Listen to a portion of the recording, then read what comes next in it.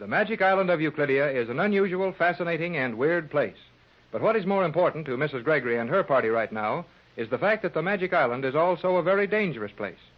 Safely locked in their cells 90 feet below the surface of the island, the Gregory party is planning escape when a knock is heard at the steel door outside their chambers. Captain Bradford goes to open the door, and a ray gun puts him to sleep for a good long time. When Patricia opens the same door a few minutes later, believing that the automatic ray gun would be good for only one shot, another steel partition at the end of the corridor gives way, and a great wall of water is rushing at them as Jerry, Joan, and Pat try to close the door. It's too late, Jerry. It's too late. No, it isn't. Shove on this door. Push hard, Mother. Oh, I'm doing my best. All together now. Push. It's nearly shut. Come on. Push. Push. We are. We're doing it. Oh, boy. Oh, Jerry, we did it. Oh, you're very strong, Jerry. Oh, sure I am. But that was plenty close. That water must have been coming down that hall 5 feet deep. Oh, yes, Jerry. It was all of that. Looked as high as my head. Well, we got it stopped anyway. And the wall of water had not reached this door in the full force of its intensity, however. What appeared at some distance as a wall of water 5 feet high was in reality no more than 18 inches in depth at this door. Oh, all right, Joan. Go ahead and make it look as if we haven't done anything. No, Jerry. Sure, Joan didn't mean it that way. Okay, forget it. Hey, look at Tex. He is in the water. Oh, he'll drown. We must get him up at once. Well, we can try. Come on, give me a hand. But that magnetism. Oh, I can raise his head above the water. Then the pull of magnetism is gone. Yeah. Say, that means those Euclideans are on the island again. Come on, let's get Tex up on a bed. Then you and I can make a dash out and see what's going on. Tex is breathing evenly. He didn't get any of the water. No, Mother. His face was just above the waterline. I was watching that. Oh, no wonder you weren't pushing on that door. Please, you do it. Help me get Tex up. Okay, Yes, here we go. All right. Oh, he sure is heavy. Jerry, how many times must I tell you that you should say surely is heavy and not sure is? There you are, Mrs. Gregory. I'm wading around in water over my ankles, carrying the heavy end of a 200-pound man, and she takes time out to give me a grammar lesson. Sorry to look at Jerry, but you stand it well. I can take it all right. Now, let's ease him down over here. Oh, this will do nicely. Oh, dear.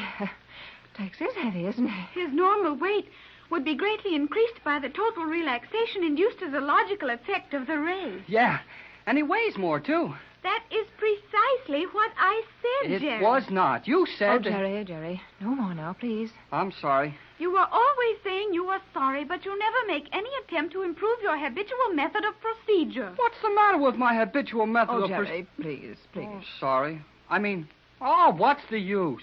Come on, Joan. We're not doing any good here, and Tex will be all right as long as he sleeps like that. Let's sneak out for a quick look around before any of those Euclideans get a chance to come down here and see how we're living under the water. But the water, Jerry, we will not be able to open the door now. You will have to postpone your look around. I don't think so. That water was shut off just as quickly as it started to flood. Why would you think that? You didn't hear a sound of it after we got the door shut, did you? Why, no, that's true. But these chambers are soundproof. You would not hear the water even if it still rushed at maximum velocity. Maybe and maybe not. I'm going to have a look. If you must be silly, I will accompany you, Jerry. Oh, will you two please be very careful? Oh, Jerry, the water. Yeah, it ain't. Not ain't, Jerry. No water either. Look on this floor. Why, the water is gone. What a marvelous place this island is. Come on, Joan. Yes. How long will you be gone? Oh, not long, Mother. Now, you be very careful, won't you, Jerry? We'll keep our eyes open. And take no chances. We will proceed with caution and deliberation. Yeah, and we'll be careful, too. Jerry Hall, why must you pretend to misunderstand me every time I use a word of more than one syllable? Because you try to show off by sticking a lot of big words in where one syllables would get it said better and quicker. Now we'll open this door. One moment, Jerry. Before you open the door, listen to be sure the water is gone from the corridor. I thought you said these doors were soundproof. Oh, that was silly of me, was it not? It was plenty. You're slipping, Joan. Continued association with you has done much Hey, to undermine... wait a minute. Association with me won't do you any harm. Now remember that you're used to being one of these smart Euclideans for a minute, and tell me what to do before I open this door. It is never safe to guess on Euclidia. Oh, nothing is safe here. But this door can't do any more than spill a lot of water in on us. Here goes. Nothing. No water. Nothing in the corridor. Well, don't look so sorry about that. Come on, Joan. Hey, well, listen to our steps and our voices. We're in one of those echo chambers again. Yes, Jerry. And with all the electrical devices functioning as usual, we may consider it an established fact that the scientists have returned to the island. Then this thing gets worse. We may have to worry about some outsider blowing up this island without knowing we're here. And all the time keep right on worrying about what sort of tricks G47 is going to pull.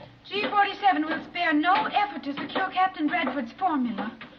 But, Jerry, will Mother think it right for us to leave her with the captain? Your mother would have been about ready to kick us out of there if we hadn't gone when we did. Why, Jerry? Well, maybe you haven't seen enough of your mother in Tex to notice it. After all, you've only known your mother for the little while we've been on this island. But if you could have seen them on the deck of the yacht when we were coming down here on those moonlit nights, oh, boy. I am not at all sure I understand what you mean. No, you wouldn't. These Euclideans may know a whole lot more than I do about chemistry and electricity and all that. But they can use a little common sense. The possession of common sense would enrich you also, Jerry Hall. Golly whiskers, the girl submarine commander again. It is indeed S1. Is your position so enviable that you have time to stand with a gaping mouth and blinking eyes, Hall? No matter whether I've got time or not, I can't help feeling nervous every time one of you Euclideans jump through a steel wall at me without making any noise. The commander did not come through a wall, Jerry. She merely stepped around the corner of this hallway. You have not lost all sense of proportion, Cleostra, even though your wits are of necessity dulled by contact with young Hall. Never mind about sharpening up my wits. Tell us how we're going to get out of the hole we're in now. My mission is to guide you to a chamber even more strong and isolated than the one you have been occupying in comparative comfort. We are to be placed in solitary confinement? Precisely. Hey, quit pushing me around, Commander. What's the idea? You may learn a great deal more by keeping silent than will ever be revealed to you in response to your baying. Baying, huh? Oh, all right. I'll go where you want me to. Only stop pushing. Is it permissible to inquire as to our ultimate disposition? It is not. You will enter this door.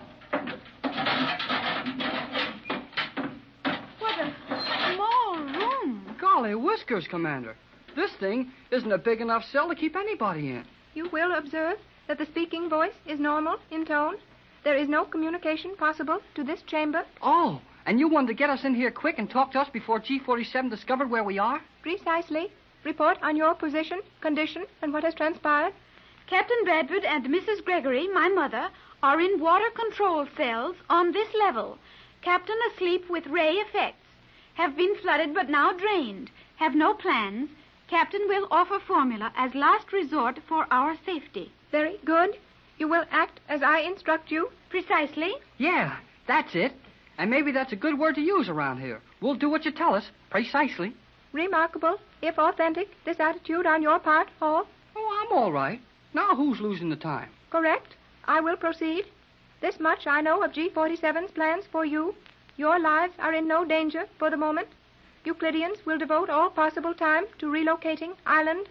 Your numerous radio messages have attracted attention of Coast and Geodetic Survey. They cannot harm us, but with instruments at their command might well determine many points concerning Euclidia. The island was moved as I thought then. Movement was slight. Surface disturbance too great. G47 now conferring with scientists. Have you definite estimate as to probable time before we will be the object of G47's attentions? You should be comparatively certain of privacy for 3 rotations. Huh? 3 which? Rotations, Jerry, of the Earth. Oh, 3 days, huh? No. Days are periods of daylight on Euclidia. The complete cycle throughout any period from a given second, one day, to the comparable second, the following, or preceding day is a rotation. Oh, okay. 24 hours then, huh? As time is roughly figured in your world, yes. Never mind the cracks about my world. What do we do, Commander? That you must plan for yourselves. I have given you 3 rotations of assured privacy. Must I do your thinking for you as well? We will evolve a plan. Yeah, we might even get an idea. Say, where's the other two members of Mrs. Gregory's crew? McLeod, the Scotch engineer, and the old Yep and Nope skipper. They are safely under guard aboard your boat. The boat is in the submerged lock? Precisely. Oh, and where are those little homing pigeons?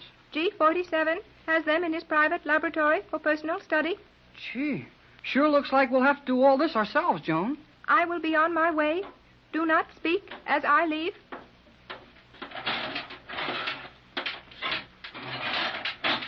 Golly whiskers.